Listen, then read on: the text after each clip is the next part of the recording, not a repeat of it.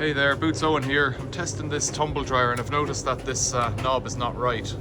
It just slides off, and it's because the plastic here has cracked. And while it just about works, it's not right. So I'm going to see if I can get a spring to clamp this on, and I think you could probably put a cable tie around it as well, but I'm going to have a look in the parts drawer now and see if there's a spring in there.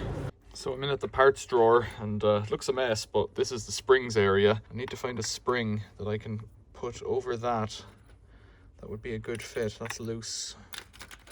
That one's not bad actually.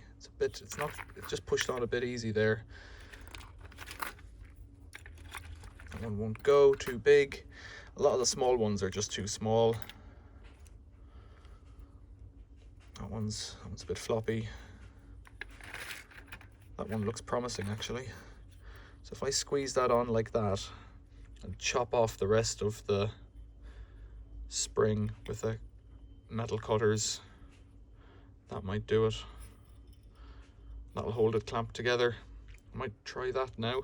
If I cut it halfway, I can slide it right up that shaft and have the pointy end up in the middle. I'll do that. So that's what it looks like when it's cut down. There's a sharp end on that, so I'll put the sharp end inwards. If I can get it on with one hand, push it right down. I might need to kind of screw it on backwards, if that makes sense. Almost on. Let's see if that fits on the machine now. It should be pretty tight. The machine's bouncing all over the place. It's up on a table.